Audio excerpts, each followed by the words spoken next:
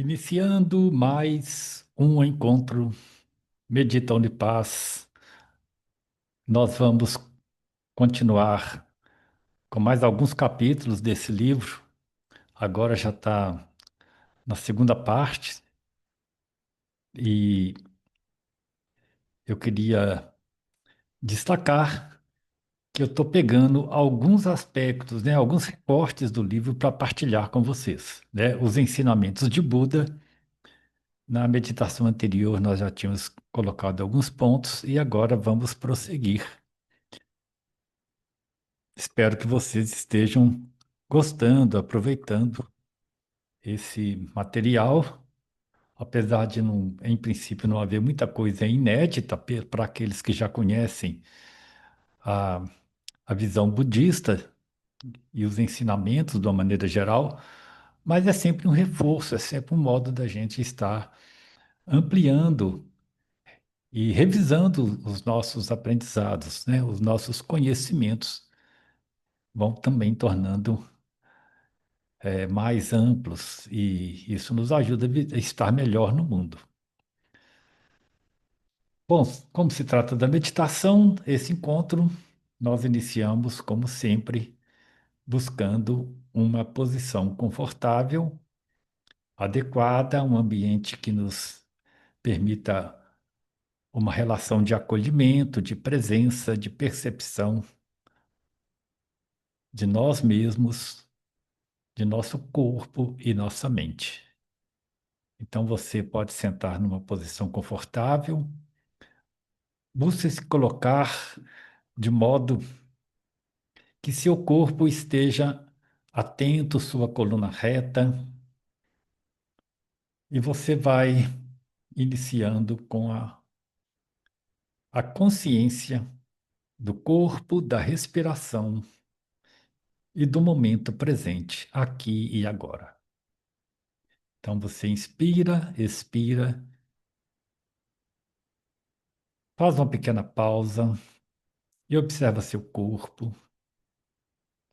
Vá ajustando seus pés, suas pernas, sua coluna. Vá também relaxando seus ombros, seus braços, seu rosto, estando presente aqui, neste lugar e agora, neste exato momento. E mais uma vez, buscando a âncora da respiração para evitar distrações, para evitar que sua mente comece a divagar para qualquer lugar. Vá observando o ambiente,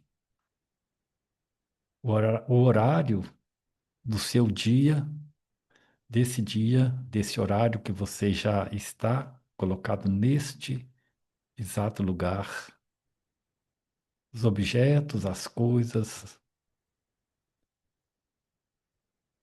E vá também desligando dessas coisas, desses objetos, voltando mais para seu centro interno.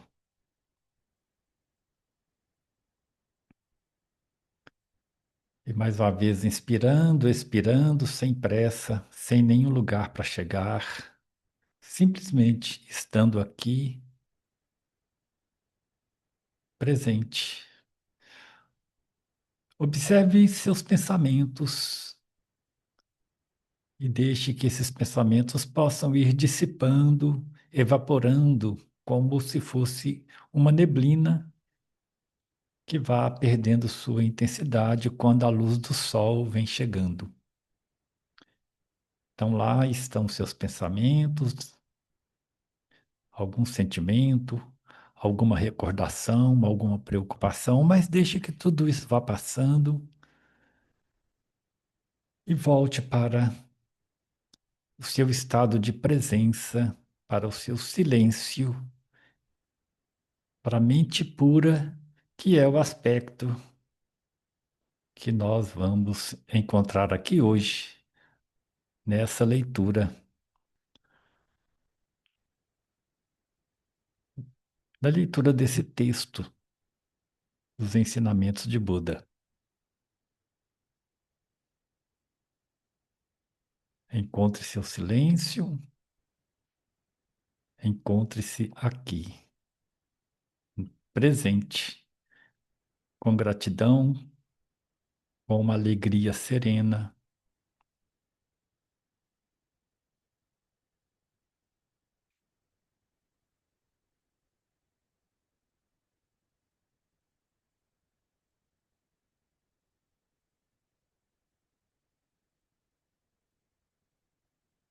A gente observa que muitas vezes, quando a gente para nesse momento, existe uma quantidade grande de pensamentos, como que atropelando nossa mente. Muitas vezes isso acontece e a questão não é lutar contra isso, mas em princípio é perceber que esses aspectos da mente estão aí. Mas a gente também não deve deixar ser dominado por eles, ser levado por isso, mas estar, de certa maneira, conseguindo entender o que movimenta todo esse processo mental, que é um dos aspectos que Buda buscava compreender. Então, seguindo aqui o livro,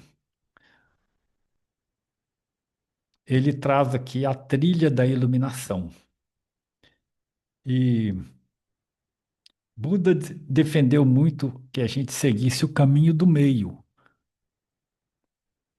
E isso significa evitar dois extremos, né? O primeiro extremo é entregar-se aos desejos e apegos. É a gente viver a vida do mundo simplesmente correndo atrás das coisas, sendo dominado, né, pelos desejos e se apegando a tudo. Então, esse seria um extremo negativo, obviamente. Mas o outro extremo é renunciar à vida, negando o seu corpo e as coisas do mundo. Também o outro extremo não é bom. A sabedoria é caminhar lidando com essas questões e estar no mundo de modo a conduzir, né, nossos processos, nossos aprendizados, nossas relações com o mundo, com as pessoas, com as coisas, com aquilo que a gente tem que fazer, com a realidade, sem ficar negando qualquer desses aspectos, mas também não ser conduzidos só por um deles. Então, o caminho do meio é a grande proposta de sabedoria que Buda coloca. E ele diz o seguinte, que nós temos de colocar em prática essa não dualidade. Então, o princípio prático da não dualidade, ela, de certa maneira, está colocado nessa frase aqui. As pessoas temem o infortúnio e almejam a felicidade. Às vezes, aquela tentativa de se apegar às coisas e ou então de negar tudo, é porque as pessoas estão nessa luta, temendo o infortúnio, estão buscando a felicidade. Mas às vezes fazem isso de forma equivocada. E aí ele coloca, vamos ler a frase que está aí.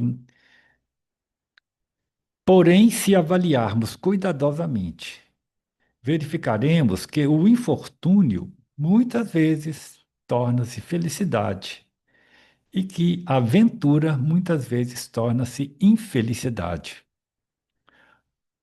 O sábio aprende a encarar as cambiantes alternâncias da vida usando uma mente imparcial.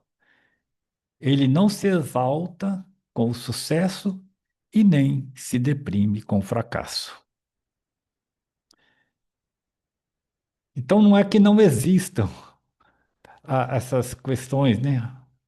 Não é que não exista o infortúnio, que existam as coisas boas e ruins. A gente não está negando isso, mas é não se apegar a isso. A entender essas características e que muitas vezes, e todos nós, acaba se observar o que já passamos, né, se nós observarmos algum momento da vida, algo que parecia bem negativo, ruim, difícil, pode ter sido exatamente lá na frente um caminho para uma realização mais plena, para um aprendizado e para um resultado bom lá na frente, em função daquilo que naquele momento anterior parecia que estava muito ruim, muito difícil. E o inverso também se dá. Então, o sábio não se exalta com o sucesso e nem se deprime com o fracasso. O sábio tem essa percepção porque existe na natureza de Buda. E é mais ou menos isso que ele vai tratar aqui, que é essa natureza de Buda. Mas antes, lembrar que a mente ela tem algumas facetas. Primeiro, a mente ego, nós já falamos aqui, é essa parte da mente que surge como uma reação às mutáveis circunstâncias da vida e do mundo. Então, as coisas vão mudando, as coisas estão aí acontecendo, grande parte das coisas não estão dependendo da gente, mas a forma como a gente responde, reage, é que nos leva a essa situação. E esse aspecto, e esse aspecto dessa resposta é que gera essa mente ego. Então, esse aspecto da mente, que é perturbada pelas coisas do mundo, né, que a nossa mente fica perturbada com o que acontece, tem sua raiz dos desejos e apegos impulsionados pelo fantasma do medo. Então, o fantasma do medo é interessante, não é negar o medo, simplesmente. A gente tem que entender que as coisas estão aí, que a gente, todo o nosso sistema reage dessa forma no mundo. O medo, o problema em princípio não é o medo, é o medo tornar um fantasma, que a gente não dá conta de lidar com ele. Daí surgem os desejos e apegos para tentar se livrar daquilo. Porém, a raiz são os desejos e apegos, e não o medo. Então, se essa raiz for arrancada, a mente perde seu protagonismo na cena humana. Então, não é arrancar o medo, mas conseguir lidar com os desejos e apegos. E ali nós começamos, então, a lidar de forma mais ampla, mais sábia com as coisas que acontecem. Então não é nada impossível, porque a gente não está propondo ser um super-homem, um super ser humano, uma super mulher. Não é isso. É conseguir entender esses aspectos. E quando alguma coisa surge e a gente sente essa ameaça, a gente toma consciência e busca não ficar preso àquilo que está acontecendo, não se identificar com aquilo, na medida em que a gente vai amadurecendo e vai conseguindo perceber a relatividade, né? A relatividade de todas essas coisas. Então, arrancar a raiz dos desejos e apegos é não ser, não deixar que se enraizar no nosso ser esses aspectos. Então, a mente pura, não é atingida pelas coisas, né? É uma mente pura que existe, existente por si mesma. Aí ele vai trazer essa outra faceta da mente, porque a gente não é só isso, nós não somos só essa mente ego. Olha o que está colocado aqui, né? A natureza de Buda é a mente pura. Isso que ele chama natureza de Buda. Talvez natureza crística, se a gente trouxer aqui para o nosso entendimento cristão. Então ele diz que é preciso entender esses dois aspectos da mente. A mente comum, a mente ego, o termo mente ego eu uso, não é ele que estou usando, mas é a mente que reage. Ela não, é não autêntica, é uma resposta ao mundo e está em constante mudança e conflito, que é esse nosso sistema de pensamentos, sentimentos, emoções, está constantemente movimentando. A gente não está querendo acabar com isso, está querendo tomar consciência e conseguir lidar com isso. Essa que é a proposta. Então, a mente ego é não autêntica, é uma mente não autêntica. A mente pura, que é a verdadeira natureza de Buda, ela é original, é o aspecto original da mente. É o verdadeiro eu com E maiúsculo. E é a testemunha do que acontece. É essa mente pura que a gente precisa aprender a conquistar ao longo dos anos. E haja tempo para a gente conseguir tentar aprender isso. Aí ele coloca, né, que a meditação possibilita cultivar o aspecto mente pura. Não é só a meditação, mas é uma das práticas. Então, cultivar a mente pura nos possibilita alcançar essa natureza de Buda, que é uma natureza que está na gente, né? Porque ela é original, é verdadeira, ela existe. Daí, como que é a conquista da mente pura? Olha que interessante esse alerta, né? Atenção, por meio da mente ego, no entanto, não se alcança a natureza de Buda. Por meio da mente ego, que está ali colocado aqui, ó, desejos, apegos, paixões, discriminações, conceitos, mesmo que sejam direcionados para alcançar a mente de Buda, são aspectos da mente ego que se manifestam em vão. Então não é que você vai negar a mente ego, mas também não é não é desejando as coisas, os apegos, esses são os conceitos que vão nos ajudar a alcançar. Eles podem ser elementos que dão um suporte para a gente pensar, como os conceitos, isso que nós estamos fazendo aqui. Mas não são, é, não é por aí, né? A mente ego, ela não é original, né? Por quê? Porque a mente ego é mais um pensamento iludindo-se a si mesmo. Muitas vezes, quando a gente está só pensando, eu quero, né, alcançar essa mente mais ampla, mais plena, muitas vezes é só mais um pensamento, é mais um aspecto da mente ego se manifestando, tentando se justificar, se qualificar, se, se colocar no mundo, e ali não tem como, né, é, encontrar essa natureza. Ela é apenas um ruído onde deveria haver silêncio. A mente ego muitas vezes é mais um ruído.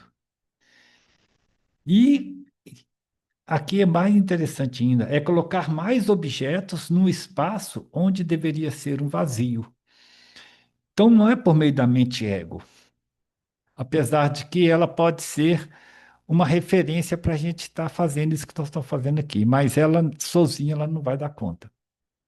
Então é mais um pensamento, é mais um ruído e é mais um objeto, né, que nós colocamos no espaço onde deveria ser um vazio. Por isso, os místicos, né, vão dizer que não vão encontrar essa mente pura por esse caminho. Mas a natureza de Buda está em nós. A natureza búdica está em todos os seres. Ela não se cria e nem é destruída. Daí coloca a cobiça, a ira, a ignorância, o egoísmo, a corrupção, os apegos. São aspectos que deixam oculta a verdadeira natureza de Buda.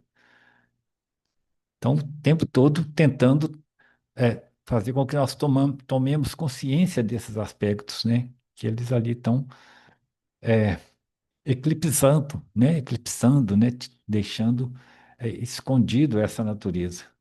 Se remover essas ilusões e deturpações mundanas, então a verdadeira natureza de Buda se revela. não é nada fácil, né? Mas, de repente, por algum breve instante, a gente pode perceber que essa natureza está ali, dá um flash, né, que nos permite perceber isso. O corpo e a mente ego podem desaparecer, mas a natureza de Buda não desaparece jamais. Esse corpo é a mente ego, né? Inclusive a morte, né, que é colocada como muitas vezes como um fim na nossa cultura, mais a cultura mais materialista, é, pode desaparecer, mas essa natureza de Buda, essa mente pura, ela permanece. Ela reside no silêncio eterno do ser. Isso eu acho que ajuda a gente, né, compreender melhor. Eu vou deixar esse último slide, é, meramente uma figura, só para a gente poder en- concluir, encerrar esse nosso encontro de hoje, sem, sem palavras, né, sem escrita, mas podendo mergulhar um pouco nesse aspecto mais puro da natureza, do silêncio, do vazio, que é nos esvaziar, nos esvaziar dos desejos, dos apegos, dos sentimentos, dos pensamentos, das emoções. Esvaziando, esvaziando. E a meditação cumpre esse papel, né? Nos ajuda a perceber isso. E depois de um tempo que a gente já consegue, é, pelo menos por um breve espaço,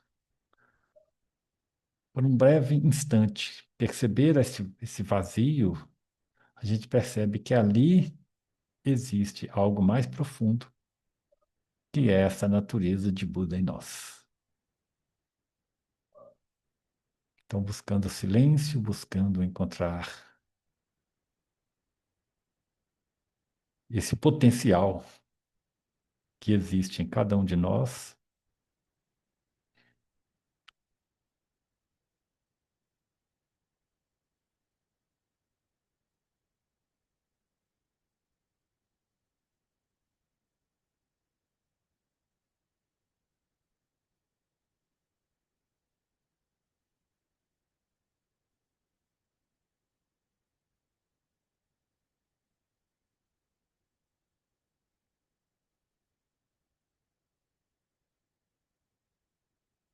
encerrando por hoje, se você puder continuar no seu tempo. Seja bem-vindo. E se você também puder colocar um ok aí no um like, né? Para que esse vídeo possa divulgar mais, que a Unipass possa chegar em mais espaços, mais pessoas, nós agradecemos muito. E até o próximo encontro de Medita Unipaz.